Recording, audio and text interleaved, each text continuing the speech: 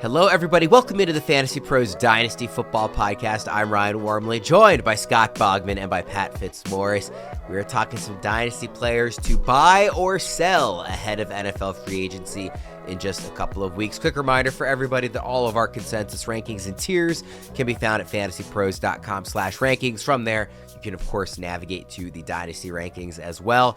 And if you're listening to the audio version, we just launched the brand new Fantasy Pros Dynasty YouTube channel. We will be bringing you rookie rankings, Superflex strategy, startup draft, and trade advice all year long. If you're building for the future, this channel is built for you. Just search Fantasy Pros Dynasty channel on YouTube and hit subscribe. We've got some live streams on there. Fitz and I did one yesterday. That was very fun. Got to interact with the fans. We'll, of course, have all of our usual shows. The show is not changing. It just can be found in a new spot on the Fantasy Pros Dynasty YouTube channel. So please be sure to go subscribe there if you like what we're bringing out here for you.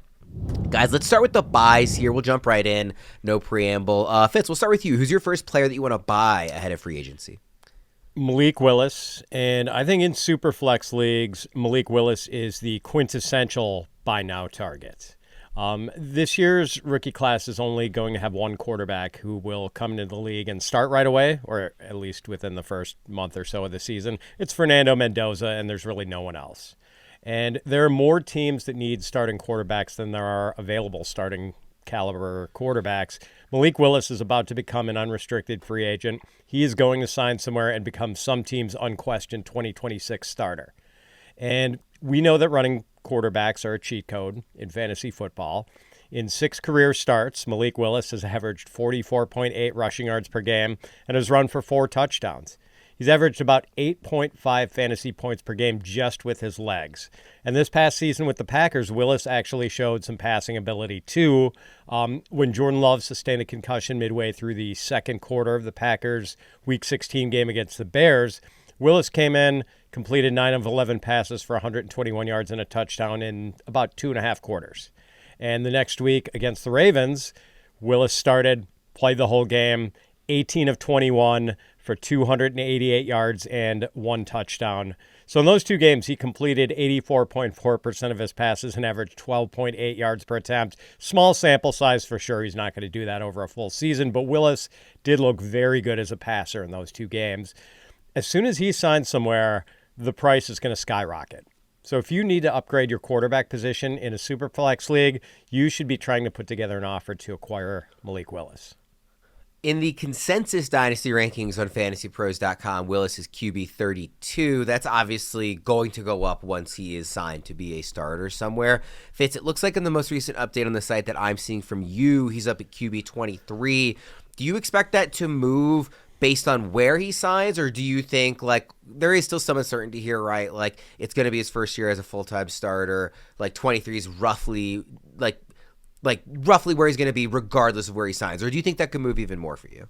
Right now I've got him, the 3 guys I have directly ahead of him are Sam Darnold, Jared Goff, and Tyler Shuck. Maybe I could get him past Shuck. I'm probably not going to be able to get him past Goff or Darnold in Dynasty. I don't know. I mean, what are the most desirable landing spots? Like, Arizona wouldn't be bad. Miami might not be terrible. Pittsburgh, Boggs? Yeah, I would love it. Yeah, I mean, those are decent landing spots. Just, I don't know if there's one that's got such great pass catch. Maybe Arizona's the best with the combination of Trey McBride, Marvin Harrison Jr., and Michael Wilson. That would be great for Malik. I have him at 23. I think the one guy, or 24, the one guy I could move him ahead of is I have him 1 spot behind Cam Ward, who I still hold out a lot of hope for. But I do think that 32 is absurd. Like, he needs to be at least a QB2 in 12-man leagues. He's definitely going to be a starter in Superflex leagues next year, and he offers a lot of rushing upside. So Arizona would be a great spot. You'd like him a little less in a couple of those other spots, but I think this was one of the more obvious calls. So I love this one, Fitzy, because I was scrounging for a quarterback, and I was like, I know Fitz is going to say Malik Willis, and I don't see another one over here I want to put in here for this. I think I'll like him anywhere. I can't think of a landing spot where I would be like even if he went to like the Jets, like Garrett Wilson, maybe they draft a receiver at the 16th pick this year. Like, like the offensive line gets a little healthier, like even the worst case scenarios I can think of for him, if he's signing somewhere to be a starter, I'm going to be excited. Like it'll be very hard for me to kind of come off of that. So that's what makes him such a strong buy. Is I feel like the downside is really not all that present. Like obviously he could play poorly, and that can always happen. But like the downside in terms of landing spot and how his value will change between now and August, I don't think is really there. So I think that makes him a really good call. And to your point, Bogman, he's kind of like the obvious quarterback to talk about. So we don't have any others here. I'm so excited just to see him anywhere else. I'm with you. Like just get him somewhere. I don't want to see him with the Jets, Worm. I'll say that, but like get him anywhere else, and I'm gonna be. The Jets extra wouldn't be my excited. top choice, but again, like I'm not gonna be that scared off if he goes to the Jets. Like they have a decent offensive line. Like they've been investing in their offensive line, and they have Garrett Wilson. So I mean, the Mason Jets, Taylor takes a step forward in year two. Like the problem with the Jets has been the quarterback. So if you think Malik Willis is good, again, I'm not trying to say they're the top choice, but people in redraft were ranking Justin Fields as a QB1, a low end QB1 last year, and I think Malik Willis might be a better passer than Justin Fields is. I think he definitively is. I mean, that's damning him with faint praise, but like a year ago, I don't know if people would have said that about Malik Willis, that he's a better passer than Justin Fields. Now he's the perfect guy to sit and wait, right? Like he sat and he waited. I hope Jalen Milroe gets the same opportunity, right? Like sit and wait for 2 to 3 seasons, get your seasoning, come in when a guy gets hurt, show off, and then sign somewhere. That's the way to do it. The people who wrote him off after the 10, like we always knew he was going to be a project coming out of Liberty, and just did not get the chance. He sort of failed at Tennessee, and even a lot of dynasty managers wrote him off, even though everyone should have known that he needed time. And that's kind of why I'm still not giving up on Anthony Richardson. Don't tell people that. That's not a take people want to hear. But like, it wouldn't surprise me if Anthony Richardson resurfaced somewhere and was better now that he's had time to like sort of sit back and watch and learn things. Well, we mentioned the Jets. Let's go to a running back on the Jets. Bogman, who do you have as your first buy? Let's go Breece Hall, man. He's still only 25 years old. He's a UFA. This season, he was 21st. He was 21st in PPR points per game. The offensive line for the Jets wasn't the worst in the league, but they did grade 22nd run blocking, and the quarterbacks were exceptionally disgusting for the Jets this year. And Breece Hall was still 7th in explosive run percentage, 9th in missed tackles forced, and they gave up the second most points in the NFL last year, and they were passing for a lot of the second half. They ran a lot because they knew they couldn't pass because the quarterback play was so bad. So I'm just, kind of like Worm, how you mentioned with Malik Willis, just get him on any different team, and he's likely to improve. I mean, the Titans have a ton of money, and their offensive line is better, and they need weapons. The Commanders have a little money. They could use a good running back. Obviously, the Chiefs have been tied to Jeremiah Love. If they can work that cap and work in Breece Hall, the Texans, the Vikings, the Jags, the Panthers, these are all upgrades over the Jets, in my opinion, for one of the better backs in the league, and I think there's a little frustration with Breece Hall. So I think his current ECR is 8, but that is really held together by one person has him ranked at 4. Then I think 2 or 3 people have him at 8. Then it's mainly 9 and belows. That's where I have him at 9. So I think the perception is not as rosy as his ECR on Breece Hall. So this is a guy that I'm going to look to buy before the excitement of him signing with another team happens. Fitz, where will Breece Hall rank for you if he signs with whatever team you consider to be best case scenario? Chiefs, Texans, like whoever that is. If he signs there, where will Breece Hall be ranked for you? It's probably Kansas City. I would have him either 9 or 10. Right now I've got him behind Trevion Henderson, and I might have to reevaluate that, especially knowing Trevion Henderson is probably going to be in exactly the same situation next year, sharing work with Ramondre Stevenson. And so right now, though, I have Breece Hall 11, but that does factor in, I do have Jeremiah Love ranked in my overall dynasty rankings now, so he's ahead of him. But, yeah, low-end RB1, I think there is room for his stock to go higher depending on the landing spot. And probably it is going to be a better landing spot than the Jets. Even though their offensive line is okay, like Bogman said, it just wasn't a high-octane offense that offered a lot of touchdown potential.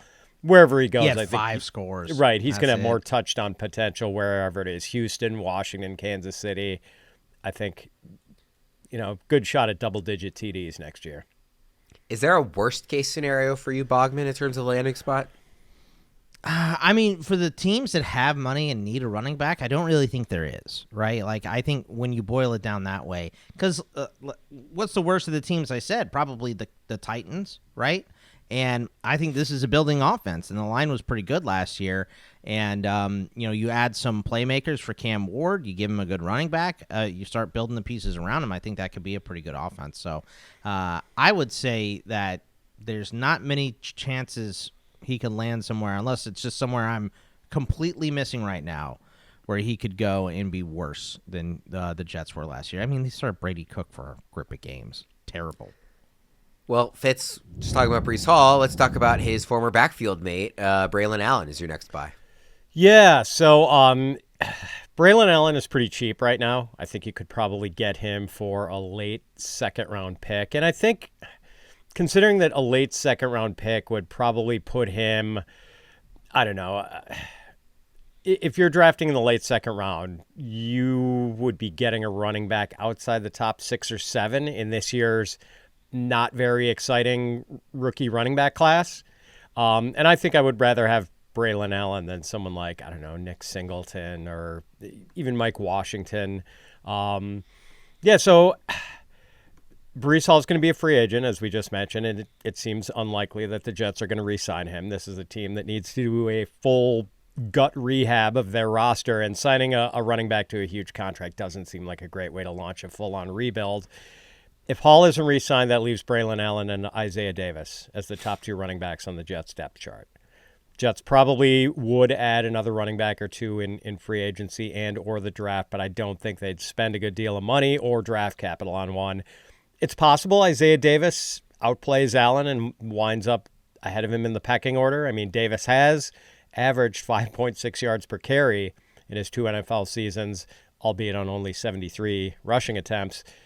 Allen has only averaged 3.7 yards per carry. But I do think Allen has the more appealing toolkit. He's 235 pounds and had 4.5 speed at the combine, which gave him a 96th percentile speed score when he entered the league, according to our friends at playerprofiler.com. Braelon Allen, when he was a freshman at Wisconsin, true freshman, 1,268 rushing yards and 12 touchdowns. He played his entire freshman season at age 17. He didn't turn 18 until after his freshman season. Like, this dude has been in the NFL for 2 seasons and just turned 22. He was the youngest player in the 2024 draft class at any position. Only played 4 games last year, sprained his MCL, wound up on season-ending IR. We didn't really get a good look at him, but again, he's cheap. And I think there's a chance he has a substantial role for the Jets next year. He's RB 50 in Dynasty rankings, Bogman. Where is he for you? 46. I do have the scenario where I like Isaiah Davis a little bit more than Braelon Allen. But these are the types of swings you want to take at this point in the season. So I'm 100% with this as a buy low type of guy going into free agency. I think it's very unlikely that Breece Hall wants to be back with the Jets and that the Jets will spend money on a running back with so many needs on this team. So I think it's going to be one of those 2 guys, and it's probably going to be close to a down-the-middle split.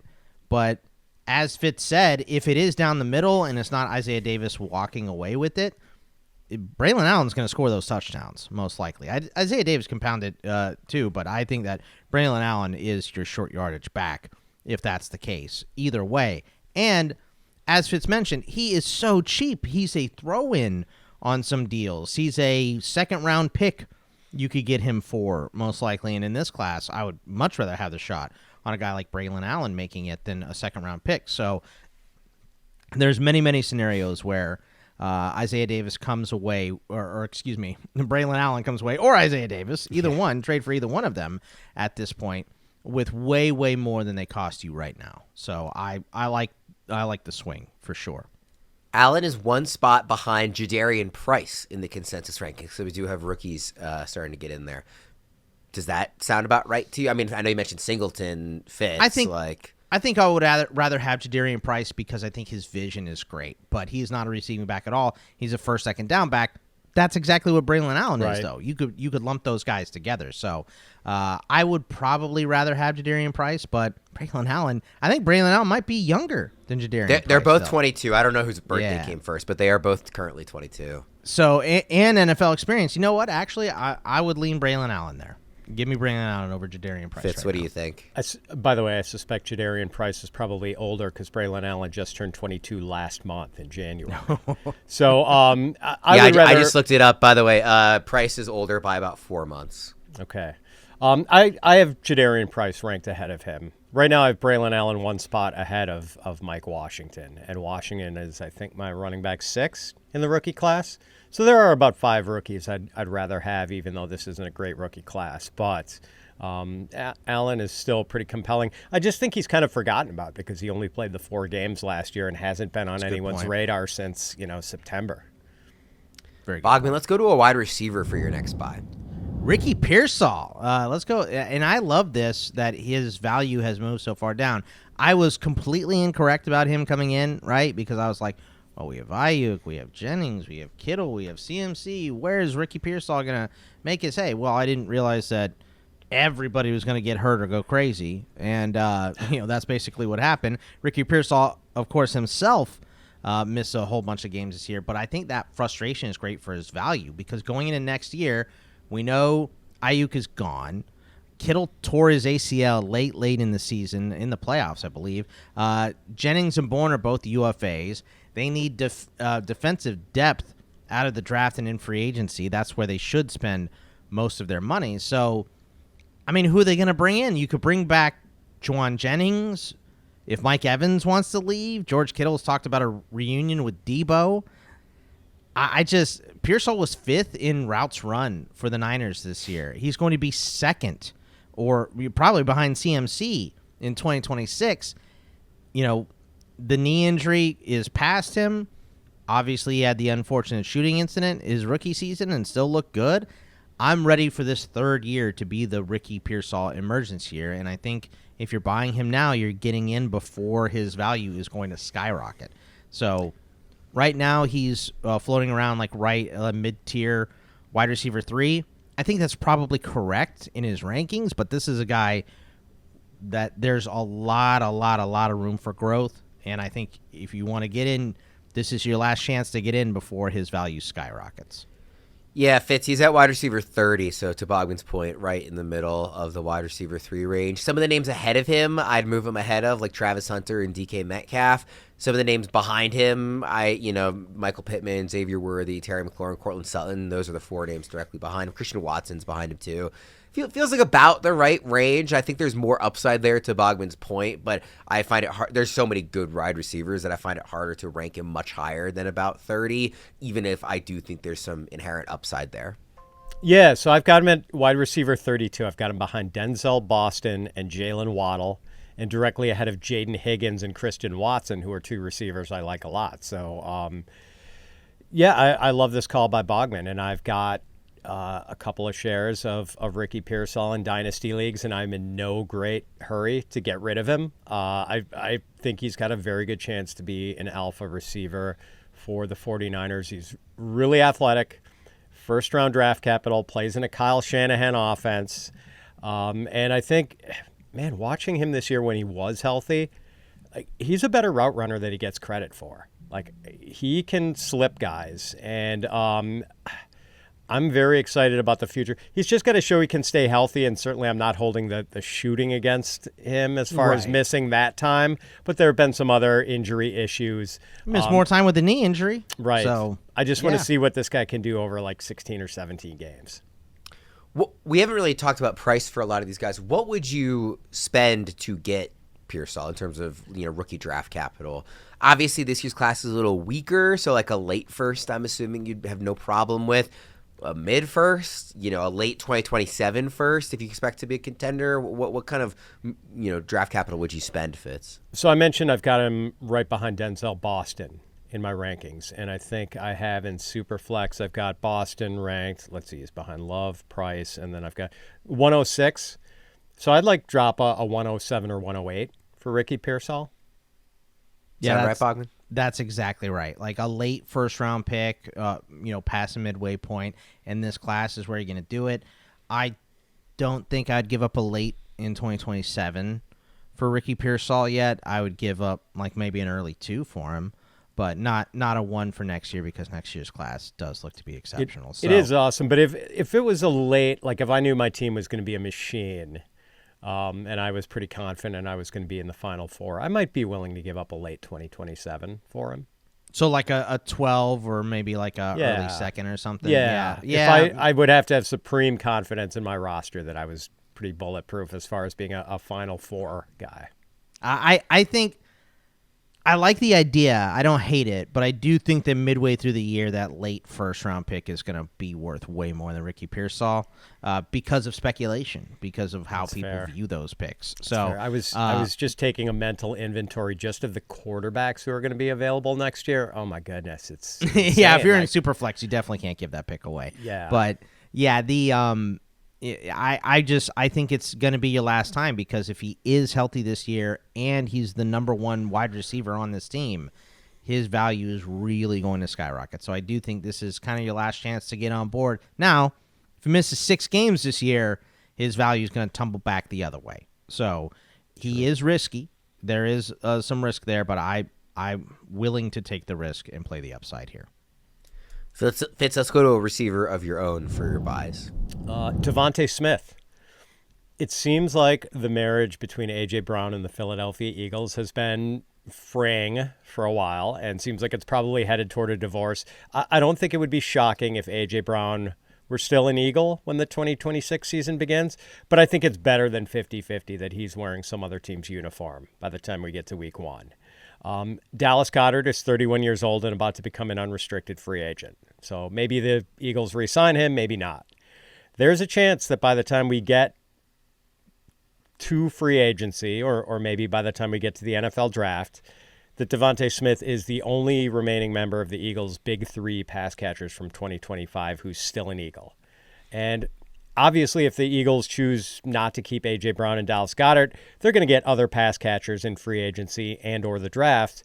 But DeVonta Smith would probably move up in the pecking order and probably be the favorite to lead the team in targets and receptions if A.J. Brown is no longer there. So Smith is 27 years old. He is squarely in the prime of his career. Over his 5 NFL seasons, he's averaged 9.1 yards per target and 1.91 yards per route run. Those are both excellent numbers. He's had 3 1,000-yard seasons. He's only missed 5 games in 5 years, and I believe 2 of those games were meaningless Week 18 games where he and the other starters were held out. And this dude is one of the best route runners in the NFL. DeVonta Smith is a terrific player who could get a bump in usage in 2026. I think he's likely to be considered more valuable in Dynasty in a few months than he is right now. Bogman, the interesting thing about DeVonta Smith is that in the consensus rankings, he's in a stretch of 5 straight names that are not the number 1 targets in their offenses. It goes from wide receiver 23 to wide receiver 27, Jameson Williams, DeVonta Smith, Jalen Waddle, Luther Burden, Jordan Addison. Do you think Smith kind of stands above those other guys as kind of premier wide receiver 2s in their own offenses? I don't think he stands above them, but I think he definitely belongs in that group, and that's right where I have him. I have him at 26. His ECR, you said is 24, 24, correct? Yeah. So I have him right in that group. I'd put him in that tier with J-Mo and Waddle and Burden, and I put DK in that group as well because I think if they get good quarterback play in a more vertical offense with McCarthy, he should be pretty good in that system. So I think DeVonta is great. I do think that his value will fluctuate based on who Philly brings in after trading A.J. Brown. If it's a rookie, he's going to go way up. If they bring in a veteran, maybe it stays somewhere near the same. But I do think that there's a lot of value in DeVonta right now. And he's a guy, a lot like Ricky Pearsall, that if you give him the long leash and he is your number one guy by a lot, he could really have an insanely productive season. So I'm excited to see what they put around him and see how his value shifts based on that. Fitz, would you rather have Smith or A.J. Brown on your Dynasty roster? They are in the same tier in the consensus rankings. Brown is higher. I've got A.J. Brown ranked 2 spots higher. Okay. So not by a lot, wide margin. Yeah. I mean, Brown is an awesome player, for sure. And I almost want to see him go somewhere else where he can be a little happier and maybe more productive. But you want to see him in New England? I kind of do. I kind of do. Be that bad. would be, yeah. He and Drake May. That could be some fun. Yeah, I like that idea, but I don't want to tell that to Joe because he tries to put him on the Patriots every single time. Just so you guys know. Yeah. It's a good fit, it seems like, so I can understand why. Yeah, I want to see it for Drake May. I don't want to see it for Joe. I don't want Joe to be happy. Yeah. All right, we're in consensus there. Last buy here, Bogman. You got tight end for us. Yeah, it's your boy, Isaiah Likely. I'm coming around. We all thought this was going to be Andrews gone and Isaiah Likely. Yeah, we've been talking about this one for like over a year, it feels I like. I know. Well, we didn't think it was going to be this. It was let's buy Isaiah Likely for when Mark Andrews is gone and he becomes Lamar's number one tight end. Well, we now know for whatever reason they extended Mark Andrews and they're going to let Isaiah Likely walk. So CCR is 19. I have him at 12. He has averaged 12.5 PPR points per game in 9 games without Mark Andrews, which would have been good enough for tight end 6, I believe, last season. And these teams that have money and need a tight end or don't have money and still need a tight end and can finagle the cap because it's kind of a joke. But Miami, Tennessee, Denver, Kansas City, Philly to replace Goddard, the Giants, the Falcons, the Panthers, the Bucks. I think these would all be upgrades, and he wouldn't be splitting time with guys anywhere in this group. So, Pitts is a free agent for Atlanta. If they don't franchise him and bring him back, I kind of think they do, but that is a possibility as well. So, there are many, many spots for him to land. He's been great without Mark Andrews, and we know he's not going to be brought in to block. He's going to be brought in to catch the ball. So, I'm excited to see where he lands, and I think he needs to be a tight end 1, and I'm pretty surprised that he hasn't moved higher up in the ECR so far. I would say, as a Ravens fan, the single move from Eric DeCosta that I have least understood in his tenure as GM is the extension for Mark Andrews. It just feels so obvious that at this point, Likely is the better option going forward. He's 5 years younger. He's more explosive. He's a really good locker player. Room move, right? That's because that's the only way it makes sense to me. I guess, but it's pretty. I know that there's some of it's fake money, but it's a pretty sizable extension for just a locker room presence. When you have this younger, more dynamic option, who by all accounts is a good teammate, it's not like Likely's a problem in that regard. Available and tight ends take a few years, Fitz, to be ready to contribute. So, Likely is 2 spots behind in ECR, Kenyon Sadiq. I'd much rather have Likely because even if Sadiq ends up being good, with tight ends, it typically takes a couple years. I know in recent years, we've had a lot of guys kind of burst onto the scene right away. More so, historically, that hasn't been the case. Likely, I'll be very surprised if he gets the opportunity if he's not a top 12 tight end this season. I just can't see a world where he's not good enough. I mean, I agree with everything you said, although I do have Kenyon Sadiq and Eli Stowers ahead of him in Dynasty. But I was surprised by the move to re-sign Andrews. The minute I saw that news come across, my first thought was Worm is not going to be happy about this. We talked about him so much. Yeah, how could that not be our first thought? And by the way, I kind of put his name in here to kick up this hornet's nest. So. Yeah, and I can't imagine blocking as you've got Charlie Kohler on the roster. Yeah, who cares? You need weapons. It was a really confusing move by DeCosta. I totally agree with you on that. And yeah, I'm going to be very excited to see where Likely lands. I just want him to have a clear runway and have the chance to show what he can do as the number one guy. Because this is not a guy who, based on the talent, he should have a 500-yard receiving season by now. But obviously with Mark Andrews there, it's been kind of complicated. And I want him to go somewhere where he can maybe have a chance to see 100 targets. I would not rank him this highly, of course, but if we're talking upside, like a feasible outcome upside, I think like a year from now, we could be talking about him as tight end 3 in Dynasty. Like Bowers and McBride are the only 2 players I am 100% certain will be still ranked ahead of him a year from now, barring some kind of catastrophic injury.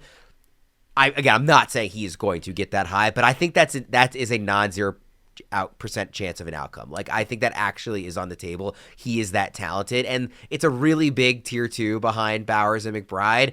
I don't see any reason why if he gets the opportunity, he couldn't be in that tier and near the top of it. Like he is really good with the ball in his hands. He makes great catches. He's only 25 years old. That's a great age for a tight end. Like he is good enough at blocking that you can like put him on the field most plays. Like he's a really, really good player who just hasn't gotten the opportunity to shine. And I'm really hoping he gets that opportunity. I really wish it was in Baltimore. But yeah, I'm not ready to put him in that, well, definitely not the Bowers McBride class and maybe not the Loveland, Fannin, Kraft, Warren class either. But I think 8. I think 8 is the highest he could I could see him, be but as that valuable could be by as Sam 3. Laporta. Pure ceiling, I disagree. I think he's absolutely in that tier 2, like behind Bowers and McBride. Again, it's not guaranteeing he will get there. I am not saying he's definitely going to be a top 3 tight end a year from now, but I don't think there's anything stopping him from being more productive than Harold Fannin with that quarterback situation. Kraft coming off the injury, like he likely is really. It is the opportunity is the only thing that's been missing. Those guys have had more of an opportunity than he has. Like, and they haven't been blocked by this better, best friend of the quarterback tight end in Mark Andrews the way Likely has. If Likely gets the chance, like. I don't think talent is going to limit him. I think it's only opportunity. Let me ask Bogman this, Worm, since you're shamelessly biased. Boggs, Isaiah Likely or Dalton Kincaid? So I have Kincaid higher still. I have him at 9. I have Likely at 12. But that is, like I said, I think landing spot could maybe flip that. It really could. I think as high as 8 is where I could get him. Like because I wouldn't. The guys that I just know my red line is for where I just couldn't put Isaiah Likely before we see him produce in a new spot is 8, right? So that's behind for me. Pitts at 7, then Fannin at 6, Kraft, Loveland, Warren, McBride, Bowers. So I couldn't put him ahead of any of those guys without at least seeing him for a season with this new landing spot and seeing the type of expansion we get. But he could easily be a tight end 1. I cannot believe he's still at 19. I think that's absurd. Right now, do you have him ahead of or behind Brenton Strange? I'm ahead of Brenton Strange. All right. I've got those two kind of neck and neck. And to be clear, I just want to reemphasize, and I know you guys heard this, but just because where the conversation has gone, I'm not saying Likely should be up there now. I'm saying a year from now, once we've seen him with the opportunity, I could see him getting there. I would still have Kincaid ranked ahead of him right now as it stands. Without seeing him in the new offense, without seeing where he goes, all that stuff. So I agree with you, Bogman, that like I couldn't get him higher than like the top 8. Now I'm saying a year from now I could see him being higher than that. That's fair. But yeah, I really like this. Like we've talked about him a ton on this show, so I think we can move on because everybody knows how I feel. You guys can join the Fantasy Pros community on Discord and share your moves in one of our Dynasty threads, chat with other fans, and get access to exclusive AMAs that wind up on our podcast feed. Here's our current schedule. Myself and Fitz at 5 Eastern on the first Tuesday of every month. Bogman and Fitz at 5 Eastern on the third Tuesday of every month. Come get your questions answered and be on the show at fantasypros.com/chat. Today's show is brought to you by our presenting sponsor, Hard Rock Bet, Florida's sportsbook. I know it's tough with no football, but like the song says, I bet I will survive. With Hard Rock Bet, there's always something to bet on every night. Hoops, hockey, and so much more, plus all the great same-game parlay, live betting, and player prop options you're used to. And did you know that Hard Rock Bet is the official sports betting partner of the Miami Heat and the Orlando Magic? So they know their basketball. If you haven't signed up with Hard Rock Bet yet, there's never been a better time. New signups can double their winnings on their first 10 bets, a max of $50. That's right. If you would have won $100 on your bet, make that $200. The Hard Rock Bet Sportsbook app is the only legal sportsbook for whenever you're in Florida, and it's also live in Arizona, Ohio, New Jersey, Indiana, Tennessee, Virginia, Illinois, Colorado, and Michigan. Coming soon to more states too. Plus, Hard Rock Bet offers new promos daily, so whenever you're listening, just open the app and check out what they've got any day of the week. Download the Hard Rock Bet app and make your first deposit. All right, guys, let's get into our sells. Fitz, start us off. RJ Harvey. And I'm glad I'm not doing the show with Derek Brown because he would be very upset by this. He is a big RJ Harvey advocate. All right, I know yards per carry is kind of a bad stat for running backs. 3.7 for RJ Harvey during the regular season. Averaged negative 0.64 rushing yards over expected per carry, which was the fourth worst mark in the league among running backs. Third worst if you set a qualification of 100 carries. I don't know if RJ Harvey was really as bad as those stats suggest, but I don't think he looked like a future star either. I didn't really see a lot of the lateral agility that I saw from his UCF film, which really excited me. I didn't see him shine as a pass catcher as much as I thought he might. And Sean Payton has this long history of deploying multiple running backs. Like, not even peak Alvin Kamara had the backfield to himself during Sean Payton's days with the Saints. So I think the Broncos are either going to re-sign J.K. Dobbins or go out and sign some other veteran running back. And, we were talking about, well, I don't know if it would be a worst-case scenario for Breece Hall. It would definitely be a worst-case scenario for R.J. Harvey if the Broncos decided they're not going to mess around and just go out and get Breece.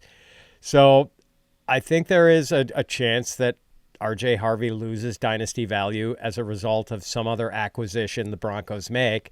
And I was kind of underwhelmed by what we saw from him his rookie year. And yet, because the Broncos played so deep into the playoffs, I think R.J. Harvey is kind of fresh in everyone's mind. And he was featured by that time, just sort of by default, because I don't think, there was a lot of confidence in Tyler Bidet or Jaleel McLaughlin. So, I don't know. I'm thinking R.J. Harvey is a sell right now, more of a sell than a hold. Harvey is RB 15 in consensus. Debro has him up at RB 11, so he does have him inside the top 12. Where do you have him, Fitz? I have got him at, and again, this is including the rookies, 15. So in line with consensus, but obviously behind Debro. Yeah, and I could make a case, I've got him ahead of Christian McCaffrey, but obviously we know the deal with McCaffrey. A year or two left in his window, but it's going to be a really good year or two if he stays healthy, obviously. Yeah. Bogman, what do you think about Harvey? I have Harvey at 17, so I was surprised to see that I was below consensus on him, but I think that we've weirdly seen a lot of free agent discussion for running backs to Denver. I've seen a lot of mock drafts where they're taking Emmett Johnson or somebody later as well to eat in. If Breece Hall went to Denver, he would bury RJ Harvey. Yep. There would be no room for Harvey to be getting even third downs. He would be strictly change of pace. So I do think that is a scenario that could happen because they're looking for weapons. I think the Broncos need to focus more on pass catchers than running backs, so I do think Harvey's going to end up being the guy here. But I do think he's kind of teetering onto, is he going to push into that elite level? There's just no way I could get him up to an RB1 right now like Debro has him. I just can't get there. So I still hold out a little hope for him, probably a little bit more than Fitz, but obviously coming in below ECR, I'm just not quite there. Would you guys rather Harvey or Judkins? They're back-to-back in ECR, obviously both going to be second-year guys. Judkins in a worse offensive environment and coming off a really gruesome injury, but did look really good at times during the season. Again, they're back-to-back. Bogman, who do you like better? We got good news on Judkins' injury. He is supposed to recover fully and be ready for opening day here. So I think he's going to be okay. I'm much rather have Judkins. Not really a question for me. Fitz? Judkins, even though there's not a team whose offensive line is in worse shape than the Browns. They're all free agents. Right. Every starter. Or about to retire, Joe Bitonio. I mean, it's just a mess. But it can't get worse, right? I think you could play 5 rookies on that line. He'd be better than it was last year. They're going to play at least one. I think we said that about the Texans going into last year. It can't be worse than the year before. They made changes, and it was pretty much just as bad. CJ Stroud I wouldn't put anything too. past the Browns. Yeah. All right, Bogman, let's go to your first sell. I'm going to say Ken Walker here, which it kind of even surprises myself. This raised an eyebrow from me when you said this. Because I've always kind of been the Ken Walker stan. He just had the enormous postseason and all that. But, Fitz put this in my head, and I cannot get past it. He's going back to Seattle. I think that he is going to re-sign there. I mean, you heard Schneider talk about it yesterday during the parade. He was trying to get him to negotiate while they were all drinking out of red solo cups. He said, look, nothing counts when we're drinking here. So I think he wants to be back to Seattle. But I think even with the positivity, and even though he is one of the best running backs in the NFL, and I will absolutely stand by that no matter what, he has a lengthy injury history. And this is the first year he made it to the end of the season. So I do think if he does leave Seattle, so let's give him a longer runway for more carries and all that, I think he's not very likely to get third downs because of his injury history. You want to take him off the field a little bit more. His pass blocking has been not very good. And last season, he was 37th in pass snaps among running backs. So I don't see him, even if he goes somewhere, getting the type of usage to make him one of those upper echelon running backs because of his injury history. And I think we're all a little Pollyanna coming off the Super Bowl. He looked great. That offensive line looked awesome. Not trying to sit here and knock Ken Walker's talent. He's one of the 5 best RBs in the NFL, in my opinion. I just don't know if he can make it through a season again like this without help, and he got it this year. So I think he's going to stick in Seattle. I think they're going to end up paying him because of the Charbonnet injury, and I think it's going to be a lot like it was this year during the regular season. Assuming he stays in Seattle, we also don't know really what the offense is going to look like with Clint Kubiak, leaving for head coaching job. So there is a little more uncertainty there as well. Yeah, what do you think, Bogman? Before I send it to Fitz, what's the right price? Because I think you coming off of this postseason run, Super Bowl MVP, only 25 years old. Some thought of you can at least paint the picture of going to have more of an opportunity next season, even if you don't believe that. What kind of price do you think you could get? You could get a first-round pick, I think pretty clearly. How much more than that do you think you could get?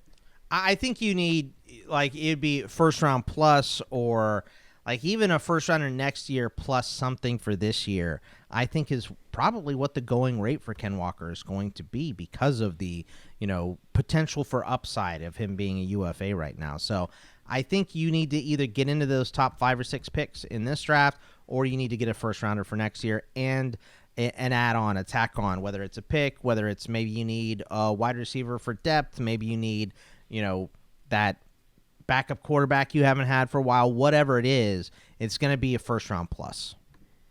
Fitz, if you're a rebuilder, probably makes a lot of sense to move Walker. If you're a contender, probably makes sense not to, just because it's hard to find good running backs. If you're kind of in the middle, borderline playoff contender, not sure which direction to go, what would it take for you to move Walker? Mid-first, if I wasn't contending. Yeah, and just apples and oranges here, but in a vacuum, would you guys rather have Kenneth Walker or DeVonta Smith? I think I'd rather, in a vacuum, obviously agnostic of positional need, I think I'd rather take the swing on Walker, but I think it's a good question. Pretty close, right? Yeah. I think I'd rather have DeVonta because wide receivers last longer, just in a vacuum. Yeah. So, Walker's interesting. I mean, I talent versus situation. If he does go back to Seattle, I know he had that fantastic run out at the end of the season. And one of the things, remember how everyone wondered whether he could catch passes coming out of Michigan State, where he was never asked to catch any passes? I made a lot of money betting the overs on Kenneth Walker receiving yards during their playoff run. He hit it every time. And give him a screen pass. He'll make guys miss. Right. That's just what he does. Right. He is so killer after. No, I don't think he's going to be the guy who's going to run wheel routes for you and catch the ball 20 yards downfield. But as far as being dangerous on little screens and swing passes, absolutely. Can be a little east-west at times, which I'm sure can frustrate offensive coordinators for not keeping the offense in schedule sometimes when he's taking a 5-yard loss on first down.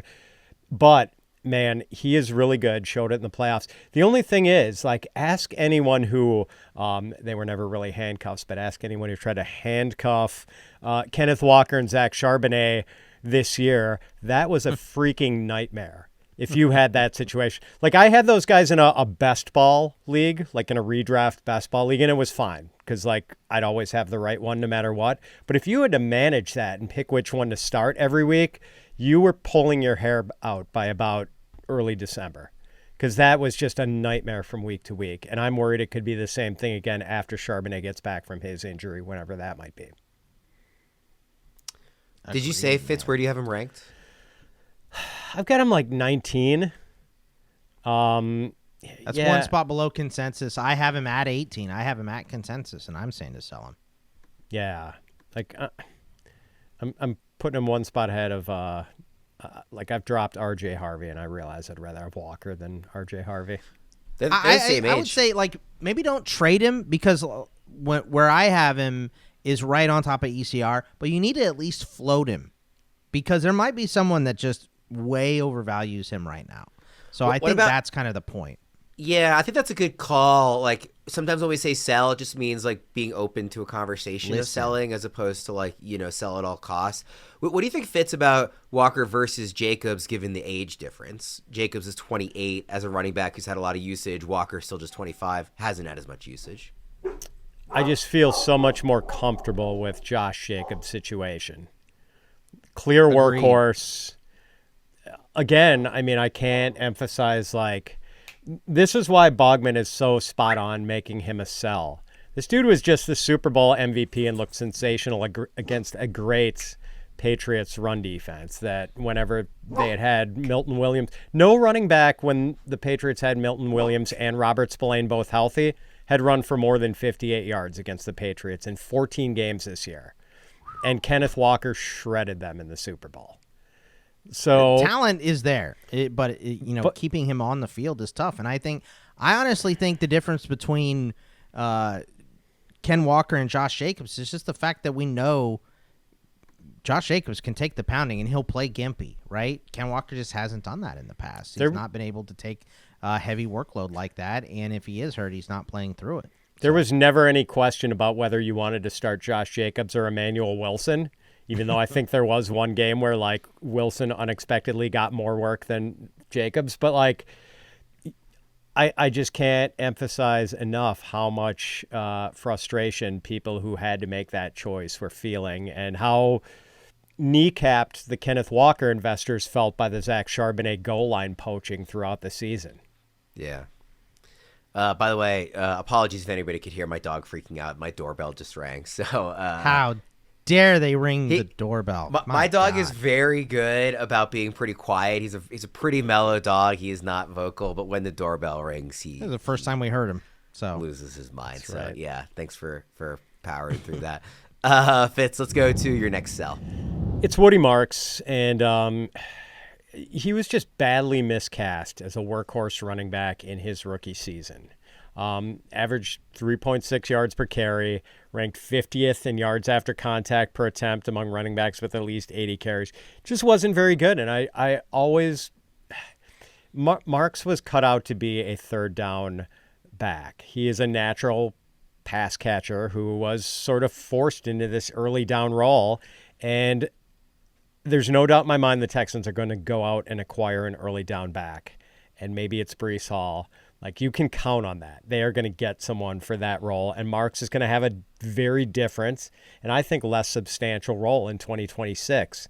So for the people who kind of see him as like the Texans running back, I think that's not the right way to look at him, and I would try to sell him now. Like, I just don't think I would be willing to bet good money that Woody Marks has fewer touches in 2026 than he had in 2025. Yeah, Bogman, I think, was it you who had him as a player you can't figure out on last week's episode when we did that episode of trying to determine value? Like, what is going on with the Texans, right? Like, and it's not just Woody Marks. It's Joe Mixon's still on that roster, right? Like, what's going on with him specifically? Is he done? Did he actually shoot himself in the foot? I think those rumors are kind of dead at this point. But, like, what is going on with him? Is he going to be back? He's probably an easy cut. And then would they spend the money on Breece Hall, knowing that, this line is the first thing that obviously needs to be fixed, right? So I don't know if they're going to spend the money at running back, But I do think there are so many RBs in this draft class that, who is better ticketed to end up in Houston than Jadarian Price or Katron Allen? Right. I was going to say, if they get Katron Allen in the third round, who do you think is the favorite to be the early down back? It's not Woody Marks. 150%. It is not Woody Marks. And we even heard, through the grapevine of the Texans, how that they still viewed Woody Marks as a third down back, even when he was carrying a bigger workload for them. I do think that he showed he can be more than just a third down back, but I think that is the role that he needs to have in his career. So I've got him at RB30. I know his ECR, I believe, is 27, so I'm obviously a little bit low on him. I've made the comp before, and it's not as a player, but just in terms of the situation, to Tyler Algier. Like, when you're a day 3 pick, even if you have a good rookie season, it's hard to feel comfortable because the team there's not an investment into you where they can't go and draft a guy early. Now, I don't think, the Texans are going to draft like the equivalent to Bijan Robinson, but like I said, if they take a day 2 back, they're probably going to get the opportunity here, or maybe they, sign Breece Hall or whatever it is. So yeah, I think this is a good call here. Bogman, let's go to your next sell. We got one more running back on the list. Yeah, I'm going to say DeAndre Swift. His ECR is currently 23. I have him at 28. He's 27. He was great this year. So this is why I want to sell him, is because he's coming off a killer season. He's 27, and he would provide, not that the Bears need more cap space, but he is their third highest cap savings. If they want to cut someone, they're definitely cutting Tremaine Edmonds, because he's going to save them $15 million. I think Cole Kmet would save them $8 million. He would save them about $7.5 million.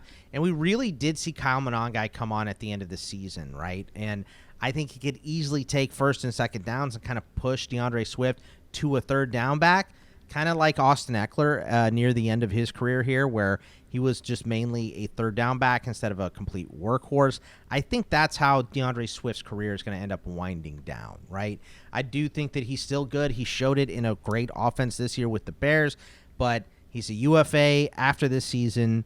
He's 27. He could get cut before the season starts. I don't think they're going to do that because he's coming off such a good year, and I don't know that you want to give Kyle Monangai all of that responsibility so quick into his career as a later pick, as you mentioned, Worm. Those guys are always kind of up in the air.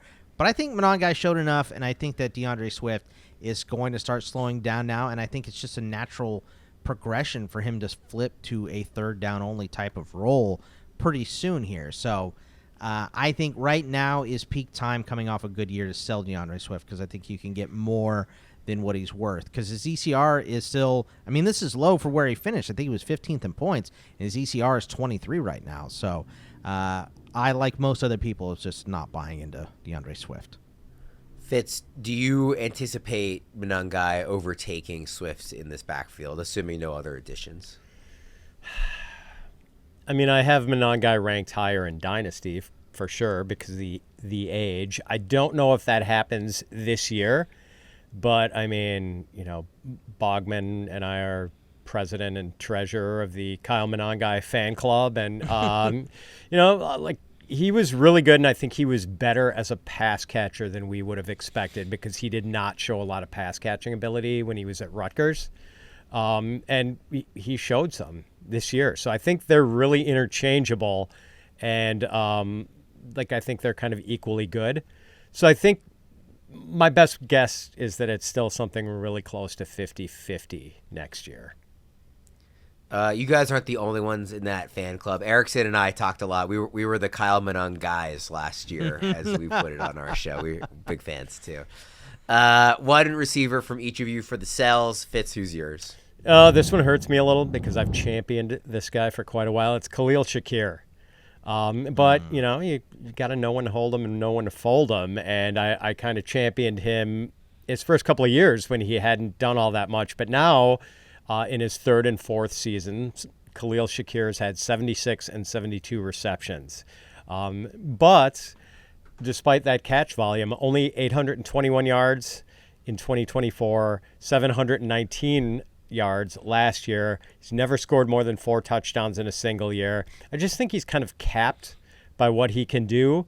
And the reason to sell before free agency and the draft, the Bills are going to add more firepower at wide receiver. There's no question about it. Like Bean cannot continue to neglect that position any longer. It's going to mean reduced target volume for Shakir, and Shakir needs target volume because he's not a big play guy and not a prolific touchdown scorer. I think the best way to frame Shakir as a sell is like, we think he's a good player, but he hasn't really missed time. He's played with an MVP quarterback in an offense that does not have a ton of target competition, and he has still never finished higher than wide receiver 40 in a season. Correct. Like, if you put all those facts together, it's just really hard to build a case of any kind of ceiling here entering year 5 and beyond. Bogman, do you see Shakir a similar way? He's ranked, I think it's wide receiver 44 in Dynasty consensus rankings. I'm a little higher than that. I have him at 40, but I'm definitely in the bucket of, like, I don't really know how to separate this group of wide receivers. And I think with Shakir, he could improve, but it's such a narrow window. He would have to be the guy that gets open more because, you know, A.J. Brown came in and started rolling coverage towards him, right? So you give him more one-on-ones with slot guys or whatever, and he starts to kind of be that secondary guy so he gets open and he can create more space that way. It's such a narrow window of improved value for a guy like this that should be, you know, for all intents and purposes, the number one with one of the better quarterbacks in the league. We just haven't seen it. So it's hard to expect him to improve if someone is there to take more of the target share. So it's just such a shallow window for him to improve on where he is. I don't really lower him, but I'm definitely not raising him at anywhere near a wide receiver 3. Let me give you guys an either or, and I can't wait to see how Bogman answers this. Khalil Shakir or Adonai Mitchell? Polar opposite players. I have Shakir over Adonai. I think if I'm a contender, I'd rather have Shakir and just have like quality depth I know is going to be at least pretty good. If I'm a rebuilder and just want to take swings on upside, it's easily Mitchell. It's a good way to put it. This goes back to what my buddy Fitz says. Most leagues are PPR, right? That's true. I think Shakir is more of a possession guy than Adonai. Although Adonai had a couple good games, but it was more because he was the only wide receiver on the team than it was he's going to be a target hog. So right. It's whether you're taking the Pete Incaviglia swing for the fences or just trying to make contact and rip a solid single to the left, I think, here. Yeah. Bogman, who are you selling? Cover your ears, Fitz. It's Christian Watson again. Look, he was great this year. I'm not going to sit here and try to knock his skill. He looked great. He really did. He's 27. That's not a killer for a wide receiver, but with his injury history, I do think that he's probably going to end his career in his earlier 30s than his later 30s, just based on what has already happened with him. He's in a void contract after this season, so where is he going to be beyond Green Bay, beyond this season? Because I don't know. Specifically, if he gets hurt again this year, there's just no way the Packers are bringing him back, so he'd have to go somewhere else. Really strong season for only 10 games, but he did only have one game over 100 yards and one game with more than 5 catches. So injury-prone player, floor player that is constantly questionable. It's just going to be a pass for me, dog. Like right now, he's 36, so he's like the last wide receiver 3. I'm at wide receiver 41, so I'm not killing him, but coming off a good year, knowing he's with a good quarterback, I think his perceived value is a little bit higher than the 36 that he's ranked in ECR right now. What do you think, Fitz? Are you on the side of selling somebody like Watson? Not in the least. I totally disagree with Bogman on this one. I saw a guy who looked like a star this year. And I realized, like, if you think he's made out of glass, and that's a reasonable assessment, although in fairness, like, he came back shockingly early from his torn. He tore his ACL late last year. I couldn't believe it. I'll be honest. I was super surprised. And not only that he came back so fast, he looked so good when he came back. When he came back. And the Packers are like notoriously conservative as far as bringing back injured players. And I'm like, oh, is it smart to bring back this particular player so soon from a torn ACL? And was like impactful from the get-go. And I mean, his combination of size and speed and like reliable hands, I don't remember really any drops from this past season. Like, I think this guy could be a star, and I actually think he's underrated in ECR. I'm trading him to Fitz. Go ahead. Hey, man, if you got shares in the leagues we're in together, Boggs, I'm buying. There's no way I have any shares. He only played 10 games last season, and he still had 3 top 5 finishes at the position in individual games and another top 12 finish. So, like, he was hitting at a pretty good rate when he got back on the field. Yeah, and just so I've got him ranked wide receiver 34. It's not like I'm way out over my skis as far as his ranking. I've got him directly behind Jalen Waddle, Ricky Pearsall, and Jaden Higgins, and directly ahead of Casey Concepcion, Xavier Worthy, and Quentin Johnston. Let me ask you this, Bogman. Would you like Watson or Worthy? I have Watson ahead of Worthy. Because Worthy's ahead in ECR. Yeah, no, I have them. Actually, I do have Worthy a couple spots ahead, but I'll put him in that bucket. Put Shakir in there with them, right? So I have them in with like Worthy, Watson, Shakir, whatever is going on with Tyreek Hill, Matthew Golden, throw him in that group, right? Like Alec Pierce, where's he going to end up? I have like a grip of these guys that I'm kind of like, I would rather have them as my bench wide receivers. So I have them listed as wide receiver 4s instead of wide receiver 3s. And I think they're being viewed as more than that. I can't, guys, specifically Watson. I can't get on board with having Shakir in the same bucket. Like, even if I knew Christian Watson was only going to play 10 games in 2026, I would rather have Christian Watson than Khalil Shakir. Because I know I'm getting like good point totals in those 10 games. I understand that outlook. Christian Watson frustrates me not just because of the games that he misses, but the game that he's questionable as well. Because even this year when he was healthy, he still only played 10 games, and he was questionable for a lot of the games that he was in. He's just a frustrating player to roster and know when to start properly. And it's PPR, and he's a big play type of guy, right? He's not going to be the dude that gets 10 targets a game most of the time. I think he had one game with 11 targets this year in his 10, so that was his only double-digit one. He's just, for me, he's a frustrating player to roster, and I just don't want to have him. And I think his value is high right now because he did look good, Fitz. That's why I think it's a good time to sell. I feel like the wide receiver 36 ranking in ECR is baking in some of those frustrations because the ceiling is higher than that when he's on. Like you mentioned, like Matthew Gold. Like I think he's easily the Green Bay wide receiver I would want to roster. More than Golden or Reed for me personally. Given those individual game upside. I want to ask you guys a quick question before we get out of here. While we were recording this, a listener to the show DM'd me a Dynasty-related question, and it's a very quick one, so I just want to throw it your guys' way. He has the 110 in this draft and is looking to trade into the 2027 class because he's a rebuilder. I answered that very easily, like, yes, obviously that's the right move to do, trading a late first this year for really any 2027 first that you can get. But the question that he followed up with that I want to ask you guys is, does it make more sense to try and trade away the 110 now for a 2027 first, or do you think he could get more for it if we wait until the actual rookie draft and he's on the clock and, somebody has a guy that falls that they want to trade up for? Essentially, we agree he should make this trade. Do you think it makes more sense to do it now, just get it while you can, or kind of wait and see if maybe a scarcity of a position or somebody has a player that falls kind of gets a little bit more of a price for there? What do you think, Bogman?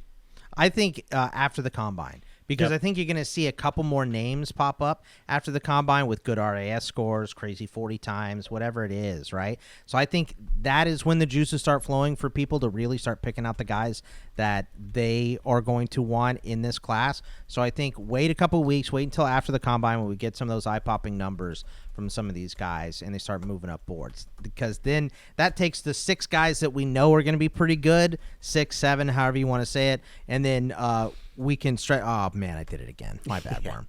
But then we can. I saw your smirk. But then we can stretch it out, and I think it's going to be more like 10 or 11 guys because there are going to be some names that pop up during the Combine that kind of start to be on people's radars and start to move up boards.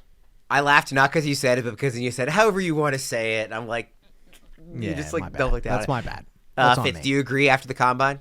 Yeah, Bogman's answer was outstanding for that right now. And we talked about this on our live stream yesterday, Worm. Like, my enthusiasm for the first round only goes to about 7 or 8 right now, like that Casey Concepcion, Kenyon Sadiq territory. But after the Combine, like some running back, maybe 2 of them are going to test like champs and solidify their status as late first rounder. Malachi Fields might come in at 6'4" and run some sick 40 time that just has people drooling over themselves to draft him. Like, there are going to be some guys who whet our appetites a little bit with their combine performance, and that might make the later first-round picks a lot more attractive than they are right now. So that is our answer to the timing. Obviously, we all very strongly agree with making a trade in the first place, but maybe timing it out after the combine. Shouts to Scott for sending in that question. We appreciate him listening. Thanks everybody else for listening to this episode of Players to Buy or Sell Before NFL Free Agency. For Fitz and Bogman, I'm Ryan Wormeli. Thanks for tuning in. We'll see you next time.